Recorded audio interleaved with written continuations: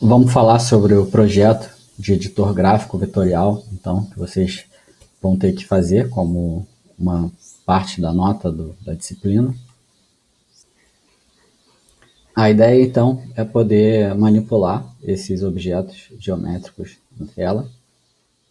Então, vai ter que ter pelo menos 4 figuras diferentes.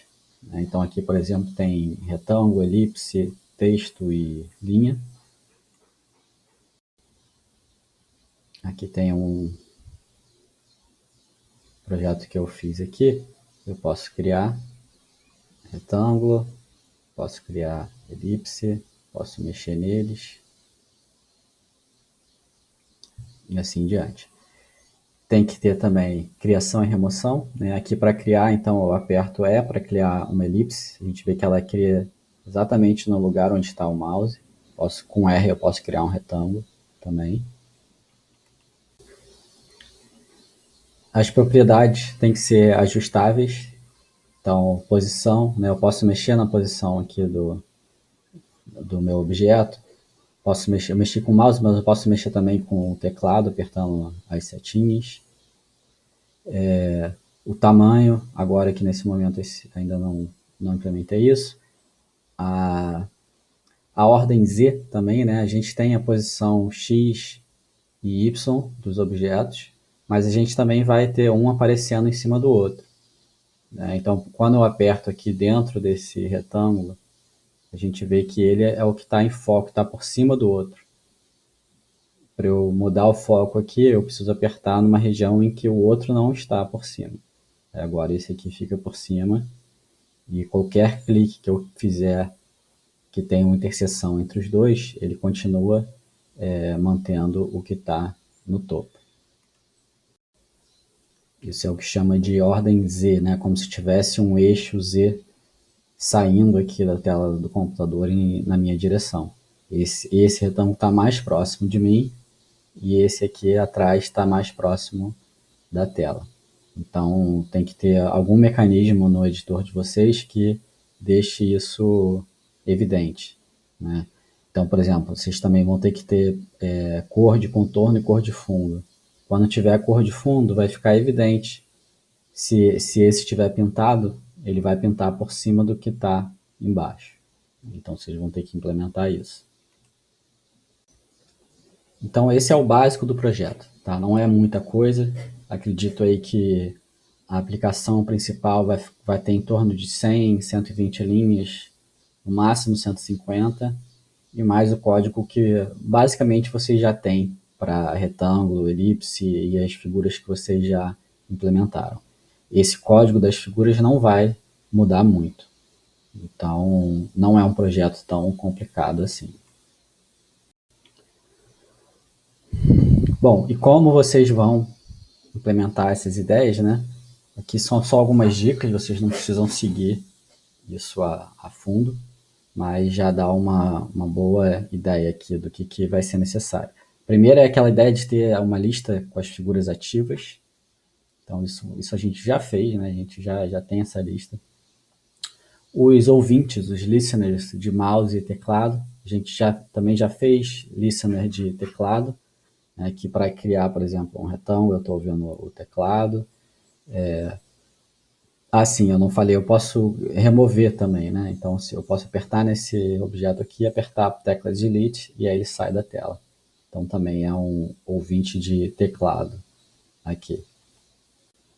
Eu também uso a tecla Tab do teclado para ficar mudando entre o foco da aplicação, a figura que está com foco. Então, mesmo que eu esteja aqui por cima, se eu usar o Tab, essa aqui passa a ficar em cima da outra. E a figura em foco também é muito importante. Vocês têm que ter um estado, mantenham algum estado da classe de vocês, qual é a figura que está no foco. Né? Que se eu apertar nas teclas, o comando vai se referir a ela, mesmo com o mouse longe dela. Né? Se eu apertar Delete também, ela que vai ser deletada. Quando eu aperto na figura com foco, a Z-order dela fica por cima das outras. Então eu acho que vai ser muito importante ter isso modelado no código.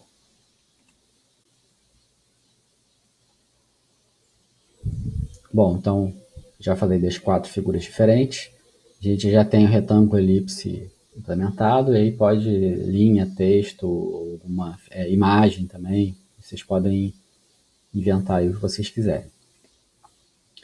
É importante, né? Isso a gente já fez, que tem essa superclasse figure com comportamento em comum.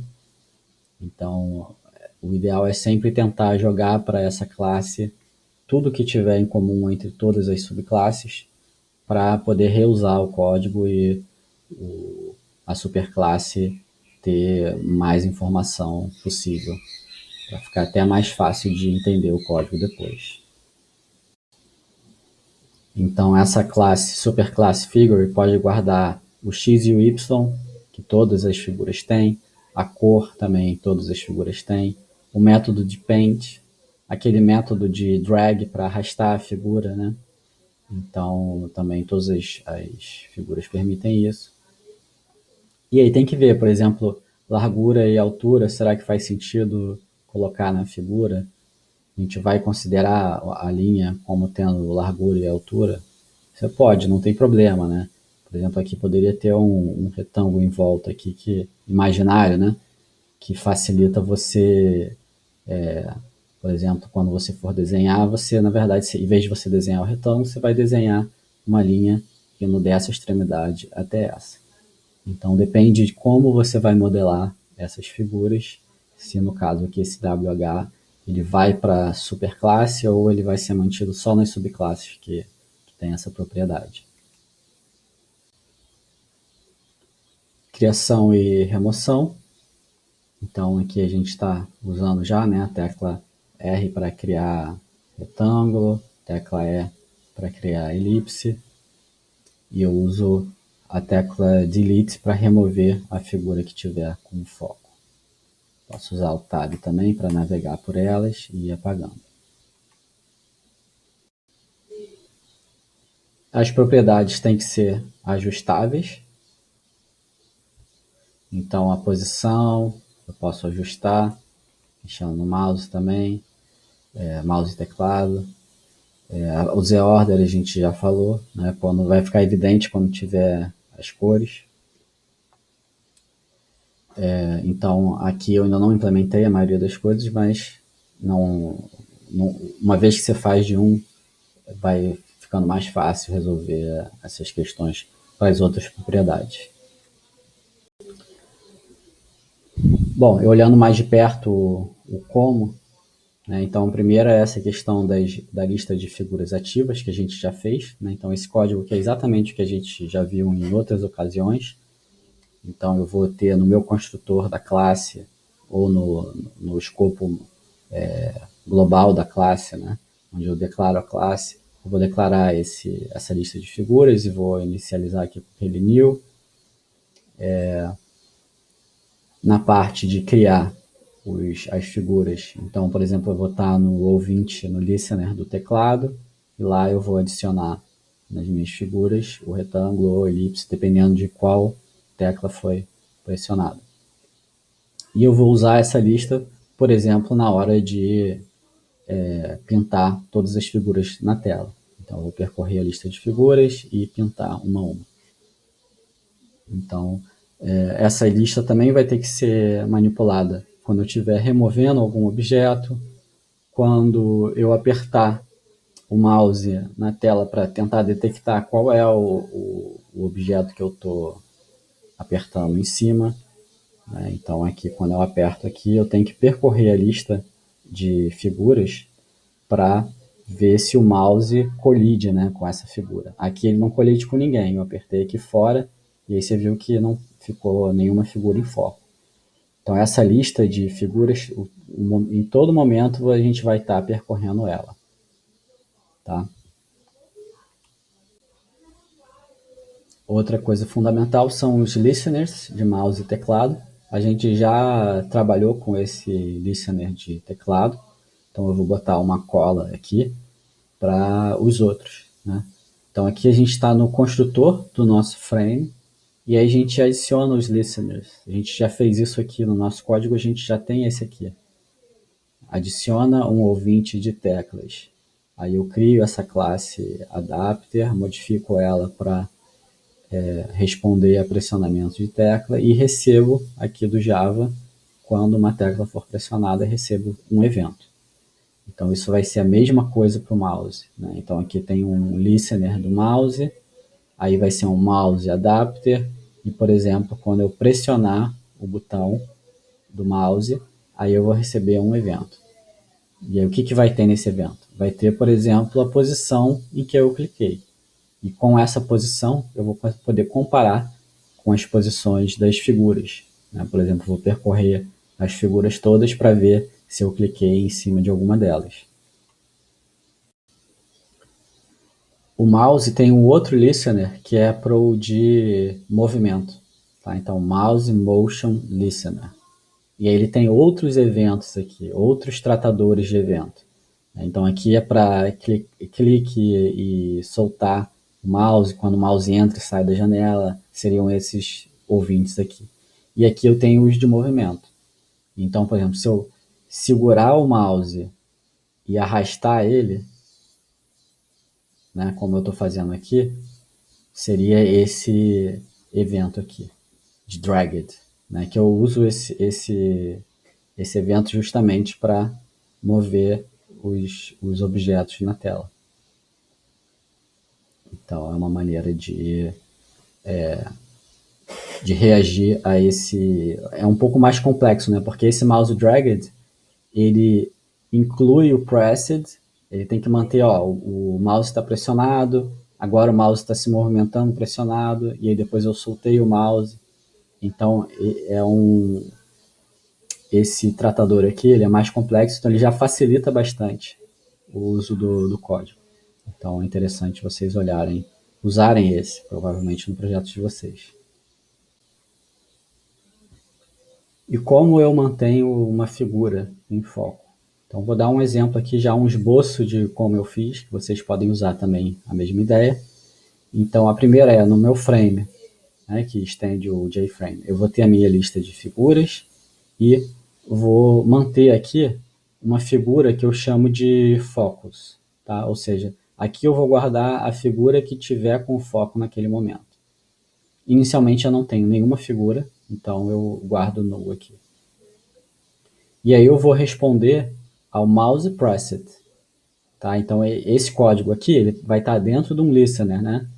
Add mouse listener, aí vai ter o mouse adapter, não sei o que. Aqui já está só a parte do tratador de eventos. Então o que eu faço? Bom, se o cara pressionou na tela, se ele pressionou em qualquer lugar, né, por exemplo aqui fora também, eu já de cara já vou dizer, ó, como tem a possibilidade dele ter pressionado fora de todos, então eu já vou iniciar com o estado de que ele não apertou em ninguém. É isso que eu estou fazendo aqui. Aí eu vou percorrer agora a lista de figuras. Então eu vou olhar uma a uma aqui dessas figuras e o meu objetivo é comparar com a posição do mouse. Se eu clicar dentro da região da figura, eu vou mudar o foco. Se eu clicar fora da região da figura, nenhuma vai bater e o foco vai se manter null. Então aqui o que eu faço aqui dentro é eu percorro a lista de figuras, pego cada figura e aí comparo a posição da figura naquele momento com a posição do mouse. Tá? Eu coloquei esse versus aqui, isso aqui não existe, né, gente? Isso aqui eu estou só dizendo, ó, eu vou comparar a posição da figura X com a posição do mouse X e vou comparar a posição do mouse da figura Y com a posição do mouse Y. Então, basicamente, você vai ter que ver se a figura está aqui e eu apertei aqui, você vai ter que detectar que está fora. Se eu apertar aqui, dentro, opa, aí você vai ter que detectar que está dentro. Então, algum cálculo aqui matemático para testar essa colisão aqui. Bom, e aí se a figura, se a posição do mouse estiver dentro da figura, aí eu vou dizer, olha, então agora a minha figura que está em foco é a figura que eu tratei nesse momento. Bom, e como é que eu trato duas, né? Por exemplo, aqui eu posso ter duas figuras que se eu apertar aqui bem no meio, eu estou dentro da elipse e também estou dentro do retângulo que está ali. Né? Como é que eu... Ou seja, esse código aqui, ele vai entrar duas vezes, tá? Aí o que eu fiz é o seguinte, eu mantenho a lista, o último elemento da lista é o elemento que está com o foco. Né? Então, por exemplo, se eu criar aqui, o que está em foco vai ser o último elemento da lista. Então, se eu apertar aqui em uma interseção das duas figuras, ele vai setar o foco para de trás, só que ele ainda não terminou de percorrer as figuras. E ele vai percorrer por último a figura que está com o z-order mais alto. E aí o foco vai mudar para ela de novo. Tá? Então foi assim que eu tratei. Tem várias maneiras de tratar isso, mas essa ideia do z-order tem que ser levada em consideração quando eu for mudar o foco da janela. Bom, é isso então. Vocês vão ter aí algumas semanas para fazer essa primeira parte do projeto gráfico vetorial.